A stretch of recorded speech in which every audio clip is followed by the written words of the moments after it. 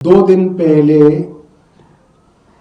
13 तारीख को हमने बुराड़ी और जगतपुर का जो इलाका है दिल्ली का, वहां पे जाके सबूतों के साथ वीडियो बना के दिखाया कैसे यमुना के तट पर सारी रात इलीगल सैंड माइनिंग चल रही है।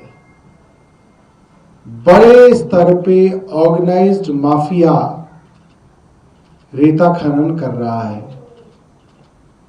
उससे पहले मैं आपको बता दूं कि ये कोई नया सरप्राइज नहीं है दिल्ली के एडमिनिस्ट्रेशन के लिए और पुलिस के लिए कि यहाँ पे रेता खनन चल रहा है। करीब 1 वर्ष से नेशनल ग्रीन ट्रिब्यूनल के अंदर ये मामला चल रहा है और इससे पहले हाई कोर्ट के अंदर भी ये कई डायरेक्शंस इसके विषय में आई हैं। दिसंबर 2024 यानी कि चुनाव से 1 महीना पहले, 2 महीना पहले एनजीटी ने डिस्ट्रिक्ट मजिस्ट्रेट नॉर्थ और सीपीसीबी को, सेंट्रल पोल्यूशन कंट्रोल बोर्ड को, ये रिटर्न डायरेक्शंस दी थी कि यहाँ पे जो अवैध खनन है उसको रोकने के लिए 24/7 पेट्रोलिंग की जाए, यानी कि पुलिस की गश्त यहाँ पे 24 घंटे 7 दिन चले ताकि यहाँ पे अवैध खनन ना हो। अप्रैल 30, 2025 को एनजीटी ने कहा कि दिल्ली के डीएम और यहाँ के अफसर सिर्फ कागज पे चिट्ठियां लिखते रहते हैं, पैसिव एक्सरसाइज करते हैं, उनकी कोई मंशा नहीं है कि इस इलीगल सैंड माइनिंग को रोका जाए। ये एनजीटी ने कहा है 30 अप्रैल 2025 को। जुलाई 2025 में दिल्ली के मुख्य सचिव को अवैध खनन को रोकने के लिए ऑर्डर दिए। 23 जुलाई 2025 को ऑर्डर दिए और डिस्ट्रिक्ट मजिस्ट्रेट नॉर्थ ईस्ट को ऑर्डर दिए गए कि आप एक इंटर स्टेट कोऑर्डिनेशन कमेटी बनाइए और कंप्लायंस रिपोर्ट दीजिए कि अवैध खनन रोका गया। दिसंबर 19, 2025 यानी कि आज से करीब 1-1.25 महीना पहले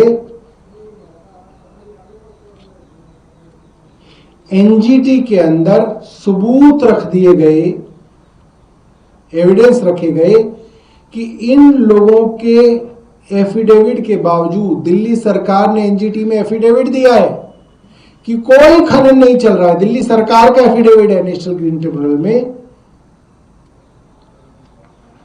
और दिसंबर के अंदर एनजीटी में सबूत रखे गए कि अवैध खनन चल रहा है।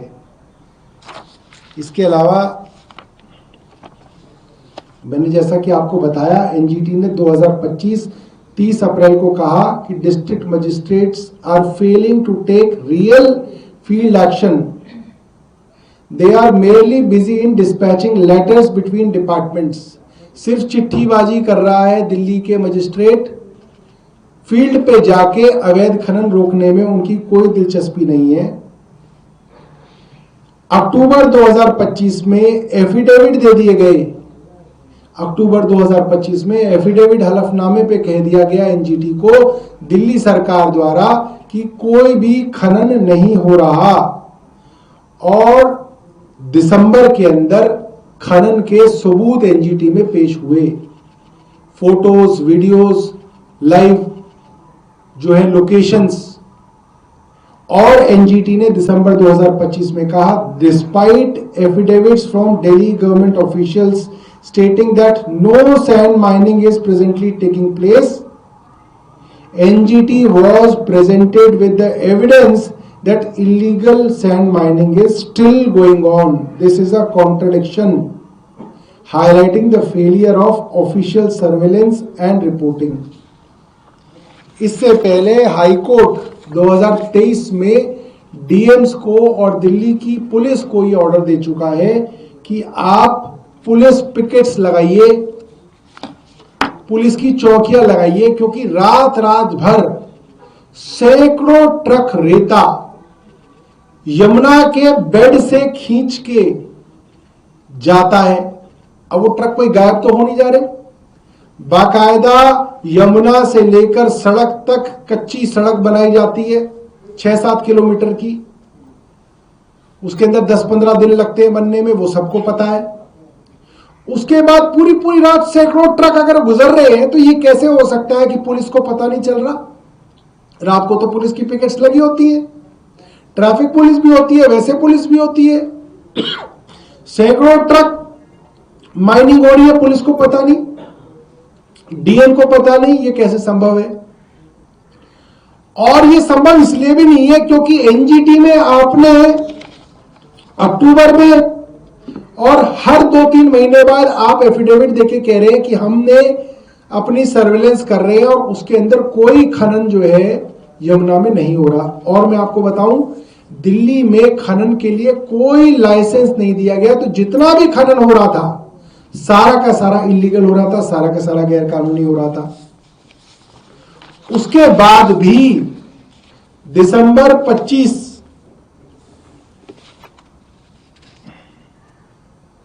19 दिसंबर, माफ कीजिएगा, 19 दिसंबर के बाद भी ये खनन जो है वहां पे फिलहाल भी जो है चल रहा था। और हमारे विधायक जो हैं 9 जनवरी 2025 को उस जगह जाके हम लोगों ने खनन के लिए जो रात रात के अंदर जो क्या है मिट्टी खोदी जाती है और उनके टीले बना लिए जाते हैं, और फिर अगले दिन जो है उन टीलों के अंदर से मिट्टी उठा के, रेती उठा के जो है ट्रकों में भरी जाती है। तो हम आपको वीडियो दिखा रहे हैं 9 जनवरी का।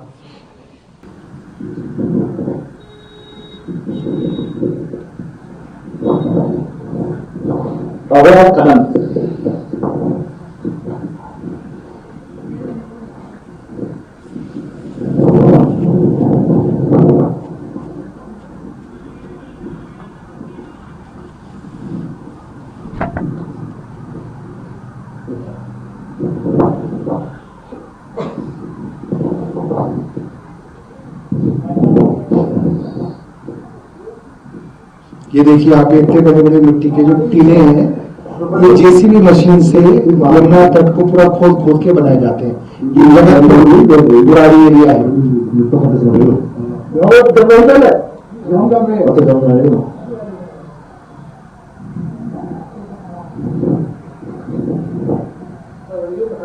पूरा खड़ा हो रहा है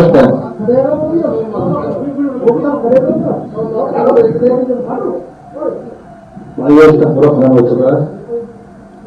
ये जमुना नदी है जगतपुर की, और यहाँ पे रात का टाइम खनन चोरी होता है। और ये सामने पंडित दिल्ली है, दिल्ली बॉर्डर है।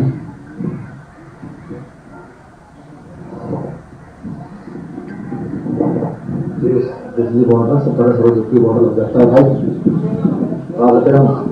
माफिया जो है खनन चोरी करते हैं और किसी को किसी के भान नहीं है क्या हो रहा है, कैसा हो रहा है।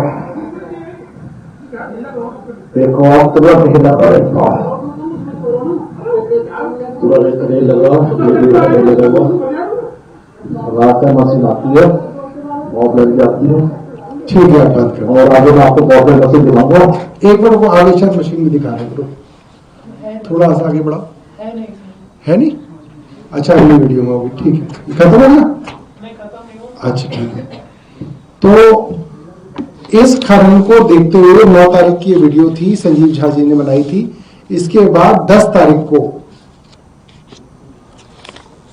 डीसीपी पुलिस और कॉपी एलजी को की गई, माननीय अमित शाह जी को की गई, उपराज्यपाल को की गई और पुलिस कमिश्नर को की गई। ये दिल्ली लेजिस्लेटिव असेंबली के मेंबर हैं और डिस्ट्रिक्ट कमेटी के, डीडीसी के, डिस्ट्रिक्ट डेवलपमेंट कमेटी के चेयरमैन हैं संजीव जी, उनके द्वारा। फिर ये दूसरी कंप्लेंट भी 10 तारीख को ही ईमेल द्वारा भेज दी गई मुख्यमंत्री जी को, डीएम को, उपराज्यपाल महोदय को, मुख्यमंत्री श्रीमती रेखा गुप्ता जी को, डिविजनल कमिश्नर को, डिस्ट्रिक्ट मजिस्ट्रेट नॉर्थ को, डीएम नॉर्थ को, एसएचओ बुराड़ी को, एसएचओ वजीराबाद को, और दूसरी वाली कंप्लेंट जो है डीसीपी को और पुलिस कमिश्नर को और एलजी साहब को भेजी गई। ये 10 तारीख की कंप्लेंट्स हैं। और ये 10 तारीख की कंप्लेंट्स तब हैं जब अक्टूबर में आपने एफिडेविट देके कहा कि हम 24/7 जो है यहां की निगरानी रखते हैं, कोई खनन नहीं हो रहा। उसके बाद दिसंबर में एनजीटी के आगे सबूत पेश किए जाते हैं और एनजीटी अच्छे से फटकार लगाता है दिल्ली की सरकार को, डिस्ट्रिक्ट मजिस्ट्रेट को, डीएम को, और उसके बाद भी खनन जारी रहता है। ये 9 जनवरी की मैंने आपको वीडियो दिखाई और 13 जनवरी की वीडियो हमने आपको फिर दिखाई थी, जो उसमें भी दिख रहे थे मशीनें भी खड़ी हुई थी। तो हमारा सवाल ये है, डिस्ट्रिक्ट मजिस्ट्रेट और पुलिस को तो डायरेक्शन है हाई कोर्ट की और एनजीटी की कि आप 24 घंटे निगरानी रखेंगे कि यहां खनन ना हो, नंबर 1। तो खनन कैसे हो रहा है? और ये दिल्ली के अंदर 7 किलोमीटर दिल्ली की बाउंड्री में हो रहा है। बाकायदा एसडीएम ने खनन माफिया को परमिशन दी सड़क बनाने की और उस पर से ट्रक ले जाके लूट करने की बाकायदा एसडीएम द्वारा परमिशन दी गई है। क्योंकि अगर आप देखें यमुना के तट पे सड़क नहीं बनाई जा सकती, कंस्ट्रक्शन अलाउड ही नहीं है, मगर एसडीएम ने बाकायदा परमिशन दी लिखित में कि आप मिट्टी की चोरी करने के लिए, रेता चोरी करने के लिए आप ये सड़क बना लीजिए। एसडीएम से जब पूछा गया तो एसडीएम ने कहा मैंने तो उत्तर प्रदेश वालों को दी है, और एनजीटी ने पकड़ा कि उत्तर प्रदेश के बॉर्डर से 7 किलोमीटर दूर, 7 किलोमीटर अंदर दिल्ली के खनन चल रहा है। और जो उत्तर प्रदेश की परमिशन है वो भी झूठी है, वो भी नकली है, वो भी परमिशन नहीं है। तो इतने बड़े स्तर पे जो लूट चल रही थी, ये तो संभव ही नहीं है कि पुलिस के डीसीपी को ना मालूम हो और डीएम को ना मालूम हो। यह संभव नहीं है कि मुख्यमंत्री और एलजी को नहीं मालूम, क्योंकि हमारे विधायक और डीडीसी के चेयरमैन ने एलजी साहब को भी बता दिया, मुख्यमंत्री को भी बता दिया, कमिश्नर ऑफ पुलिस को भी बता दिया, डीसीपी को भी बता दिया, डीएम को भी बता दिया, लिखित में भी बता दिया आपको। और आपको दिसंबर में कोर्ट ने ही बता दिया था एनजीटी ने कि आपकी निगरानी में खनन चल रहा है। तो हमारा सवाल उपराज्यपाल महोदय से है, इस पर उपराज्यपाल चुप क्यों बैठे हुए हैं, इतना क्यों डरे हुए हैं? उपराज्यपाल बताएं कि उन्होंने अपने डीसीपी के ऊपर क्या कार्रवाई की है अब तक। 4 दिन से खबर चल रही है, अखबार में छप गया, एनजीटी ने ऑर्डर दे दिया। एलजी साहब बताएं कि डीसीपी से क्या कर रखा है उन्होंने, क्या साठगांठ है डीसीपी से? भाई कोई साठगांठ ही होगी ना एलजी साहब की डीसीपी से, जो अब तक कोई कार्रवाई नहीं हो रही, अभी तक डीसीपी सस्पेंड नहीं हुए। और मुख्यमंत्री ये बताए कि उनकी डीएम से क्या साठगांठ है। भाई रेखा गुप्ता जी की डीएम से कोई साठगांठ ही तो होगी कि एनजीटी ने कह दिया कि चोरी हो रही है, अखबार में छप गया चोरी हो रही है, विधायक ने वीडियो बना के दे दिया कि चोरी हो रही है, डीएम की नाक के नीचे, डीएम की नाक के नीचे चोरी हो रही है और डीएम के ऊपर कोई कार्रवाई नहीं हुई अभी तक। रेखा गुप्ता जी का क्या रिश्ता है डीएम से, क्या साठगांठ है डीएम से, रेखा गुप्ता जी बताएं। आप प्रजातंत्र में इस तरह से चुप कोई ना हो सकते हैं कि इतनी बड़ी चीज हुई और आप चुप करके बैठ गए, एलजी चुप करके बैठ गए। कोई तो जवाब दिया जाएगा, कोई तो जवाबदेही है इन लोगों की। अखबार में छप चुका, कोर्ट ने ऑर्डर दे दिया, वीडियो बन गए, लिखित में कंप्लेंट हो गई, सब कुछ तो हो गया, अभी तक एलजी और मुख्यमंत्री चुप क्यों है, हमारा यह सवाल है। अभी तक इन दोनों ने अपने अधीन आने वाले डीसीपी और डीएम पर कोई कार्रवाई क्यों नहीं की? नंबर 1 सवाल तो ये। नंबर 2 सवाल, एफआईआर क्यों नहीं हुई अभी तक? किसके ऊपर एफआईआर हुई है, किन सेक्शंस में एफआईआर हुई है? हजारों करोड़ रुपए की रेती चोरी हो रही है। अभी तक इसमें पीएमएलए ही नहीं आया। Prevention of money laundering act तो आना ही चाहिए। ये तो सीधा सीधा ब्लैक में हो रहा है सब कुछ। इसमें इतने बड़े ऑर्गेनाइज लेवल पे ये एक्टिविटी चल रही है, अभी तक आपने पीएमएलए नहीं आई, अभी तक ईडी आई नहीं इसके अंदर। या ट्रक वाले के ऊपर एफआईआर दर्ज कर रहे हैं। ट्रक वाले का नाम ले लिया, उसके ऊपर एक एफआईआर दर्ज कर दी, एक डंपर वाले ले लिया, उसके ऊपर एफआईआर दर्ज कर दी, बात खत्म। इतने बड़े स्तर पे ये कारनामे चल रहे हैं कि ट्रक वाले से काम कोई ना चलेगा। बताना पड़ेगा दिल्ली की सरकार को कब किन किन माफियाओं के ऊपर एफआईआर दर्ज हुई। हमें भी पता चलना चाहिए किसके ऊपर, मकोका के ऊपर हुआ, डीएपी यूएपीए में हुआ, पीएमएलए में हुआ, कोई तो बड़े सेक्शन लगाए होंगे। या माइनिंग एक्ट के अंदर 1 लाख रुपए का चालान करके काम खत्म कर दिया, फिर तो और भी बड़ी मिली भगत है। तो हमारा सवाल दिल्ली की सरकार, दिल्ली की मुख्यमंत्री रेखा गुप्ता और दिल्ली के लोकल गार्जियन कह के सड़क पे टहलने वाले एलजी साहब से है कि भाई अब कहां गए लोकल गार्जियन, कहां घूम रहे हैं, क्यों छुपे हुए हैं सर्दियों में?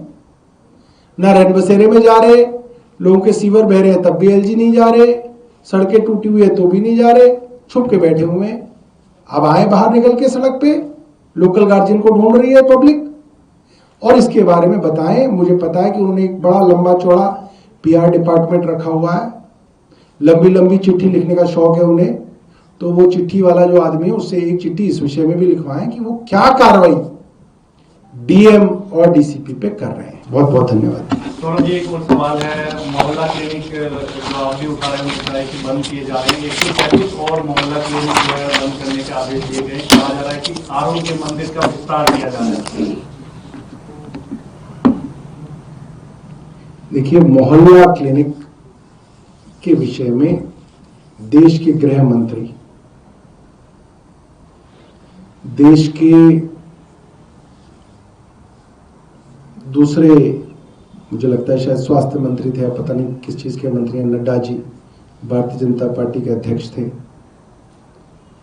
और भारतीय जनता पार्टी के तमाम लोगों ने कहा था कि मोहल्ला क्लिनिक बंद नहीं किए जाएंगे।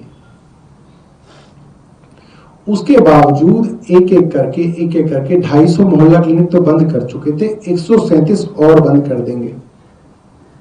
करीब 550 मोहल्ला क्लिनिक थे हमारे, उसमें से 400 मोहल्ला क्लिनिक इन लोगों ने लगभग बंद कर दिए हैं। जो आरोग्य मंदिर खोले आप जाके उनकी जांच कीजिए। वो आरोग्य मंदिर या तो वो दिल्ली सरकार की डिस्पेंसरी थी, या वो एमसीडी की डिस्पेंसरी थी, या वो मोहल्ला क्लिनिक था। कोई भी चीज ऐसी नहीं थी कि कोई नया कहीं पे कंस्ट्रक्शन करके इन्होंने कोई नई चीज बनाई है। या डिस्पेंसरी जो एमसीडी की थी उसमें तो डॉक्टर भी अभी एमसीडी का ही है, उसमें स्टाफ भी एमसीडी का ही है, तनख्वाह भी एमसीडी दे रही है अभी तो उसको। सिर्फ उसके अंदर पीला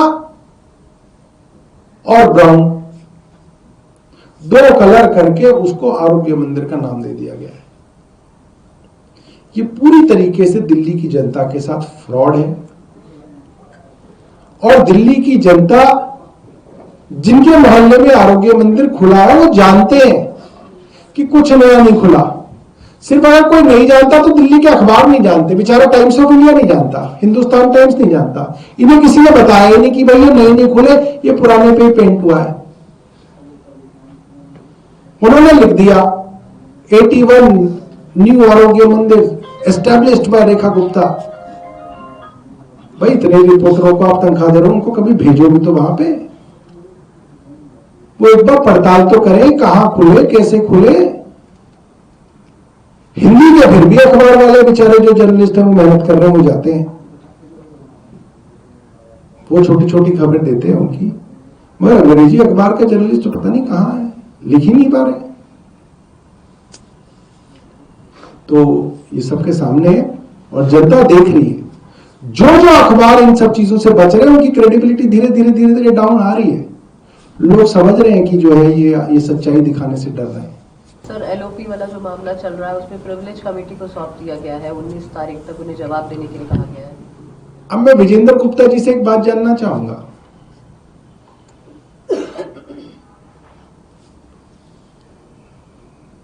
प्रिविलेज कमेटी ने एक पत्र आतिशी जी को लिखा, विजेंद्र गुप्ता जी मुझे समझाए कि उनके पास कहां से पहुंचा।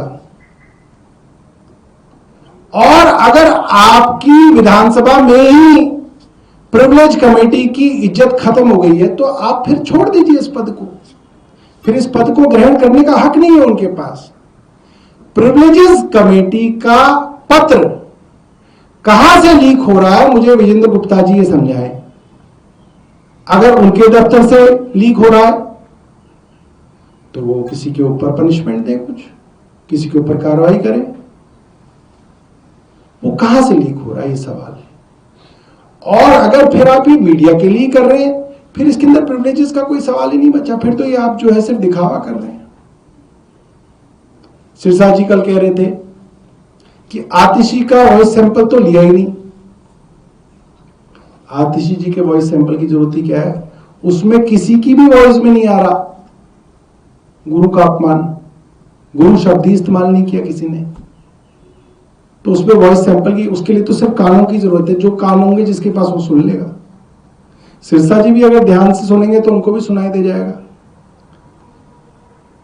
और वो बता तो नहीं देता कि ये इस पॉइंट पे इतने बज के इतने सेकंड पे ये बोला गया और वो चला दे। है ही नहीं, गुरु शब्द है ही नहीं उसके अंदर। कोई कितनी भी कोशिश कर ले उसके अंदर गुरु शब्द आप डाल ही नहीं पाओगे। और सबके सामने सब कुछ झूठ नजर आ रहा है।